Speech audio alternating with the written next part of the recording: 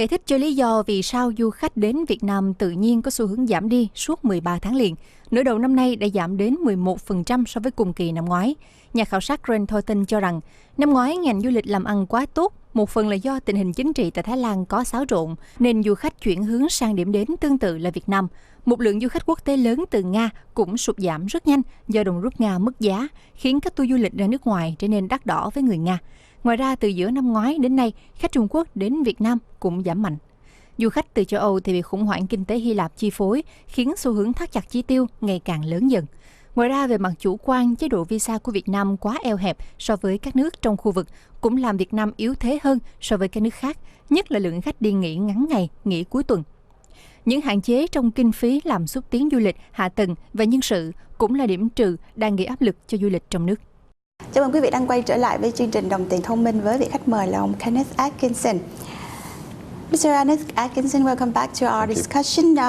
We were talking about your report on the hotel industry, and according to your report, the number of the foreign arrivals to Vietnam in 2014 has failed to meet the target.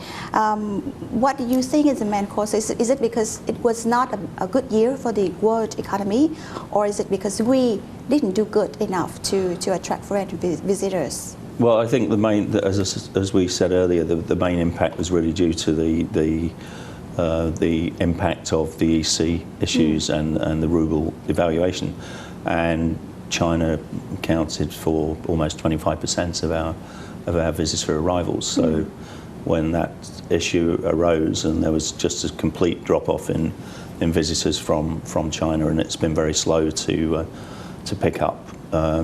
The Russian market again was a major growth market for Vietnam, and then that just fell away because of the political tensions between Europe and Russia, and the devaluation of the currency.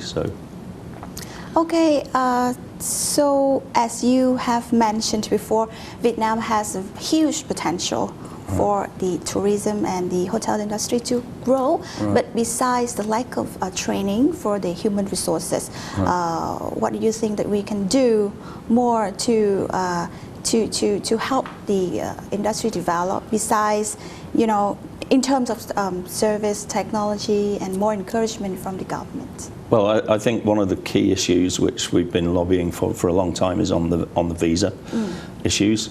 We still believe that the cost of visas and the cumbersome process to get visas really does have an impact on visitor arrivals. Recently, we've made some progress with the government giving visa exemptions to 5 more European countries. And we hope that we'll see more visa facilitation in the next few months. So that's one of the things that certainly impacts visitor arrivals. Lack of return visitors, and there are lots of different statistics that we see being thrown around on either the large percentage of return visitors or the small percentage of return visitors. We actually believe it's less than 10%, whereas Thailand, for example, it's close to 50%. So what drives people to Thailand? Second home ownership is a big driver. So people have homes, second homes in Thailand, and they go year after year after year to the same place. And when you've got young children or families, that really is a big incentive. So we're hoping that with the change in property ownership laws from July the 1st, that we might see more foreigners buying property and therefore driving return visitors. We need to have more entertainment for families, more things for families to do. And there really is a lack of that in Vietnam. There are a lot of things, but they're not promoted properly or they're not developed properly. So, one example is I was down in Phan Chiet at the weekend, and it's almost like a ghost town now. Well, why is that? This is a summertime, and this. Yeah, but there's no, it was all developed really on the back of Russian tourists. I see. And of course they're not coming anymore. So, I mean, shops are empty, restaurants are empty, places are closing. But you've got at Hon Rom, you've got the yellow sand dunes. But you go to Bao Chang, which is another 20 kilometres. Hardly anybody knows about it. It's very easy to miss the turn-off to the white dunes, which are more spectacular, in my opinion, than the yellow sand dunes. The road, once you get off the main road, there's about 5 kilometres of really, really bad, unmade road. And that wouldn't cost a lot to just make it an easier drive, promote the place and drive more visitors there. Yeah, so the return of the tourists, of the visitors, is very great points there. So basically, like you said, out of 10 people that went to Thailand, 5 of them returned, right? Well, in Vietnam, out of 10 people, only 1 people returned. For what reason? Of course, it's not for reason, not for leisure, right? No, it's partly to do with the visa issue, I think. Again, the cost and the trouble of having to get visas. Or we have the e-visa application now, which is certainly a step forward. But people talk about this when they go back. They say, "Yeah, we had a great time in Vietnam, great place, great people." Oh, but immigration at the airports and the chaos of trying to get a visa.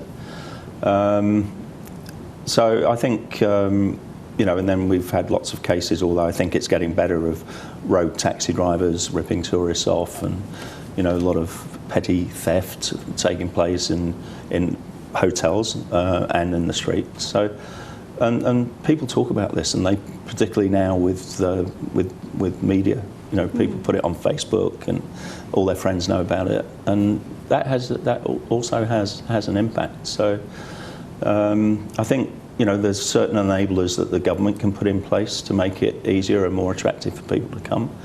We need to spend a lot more money on destination marketing than we currently do. You've only got to look on CNN or BBC World Service, and you see the amount of money that's being spent by the Philippines, by Malaysia, by Cambodia on promoting their countries. And we're competing with those. Thailand is another one that spends huge amounts of money. But some other places, like in Phu Quoc, I went there, and I always want to go there again. And we have like Ba Na in Da Nang. I always want to go there again. So are they good examples that for others to follow, or do you reckon any of the places that can be a good example? Right. Well, Phu Quoc, of course, is a good example. They've got an international airport. It's visa free, so foreigners flying in, but there's only one flight from Singapore at the moment, but that obviously will change over time. So that makes it attractive. It's a relatively new destination. The island is still very unspoilt in most places. So, new destination, people are attracted to new destinations. We saw that in Thailand with Phuket and Koh Samui. But you've got to stay ahead of the game. So there's very little again at the moment for families to do in Phu Quoc. But of course the Vinh Pearl development is a great step forwards. So you've got entertainment for children, you've got golf course for parents or fathers, and more family things to do. And one of the ways that you have suggested before to attract more visitors is that we need a visa waiver program. But in exchange of the reduce of the visa fees that can contribute a lot to the government budget, what can we have? Well, I threw some numbers out a couple of weeks ago that I looked at the visitor arrivals from Europe, North America, and Australia and New Zealand, 1.6 million a year. So if you drop visa fees for those countries, you lose about $11 or $12 million in visa fees a year. but people from those destinations, they will stay 11, 12, 14 days. Average spend at the moment of visitors is over $100. So you actually get more revenue coming into the economy than you lose on visa fees. The government gets, or should be getting, 10% VAT on those services that are being provided. So actually there's a net gain to the country, and there's a net gain for private industry. And you know, people have to realise that tourism is a major contributor to GDP. Directly, indirectly, it's almost 10%. So, you know, the more people come, the more money they spend, the better it is for the country. And of course, the revenue for the tourism industry is a huge amount, and compared to the visa fees that we like we waive for the foreigners. Right? Thank you very much, and we'll come back to the show after the short break. Cảm ơn quý vị vẫn đang theo dõi chương trình Đồng tiền thông minh, và chúng tôi sẽ tiếp tục chương trình với ông Kenneth Atkinson sau ít phút giải lao.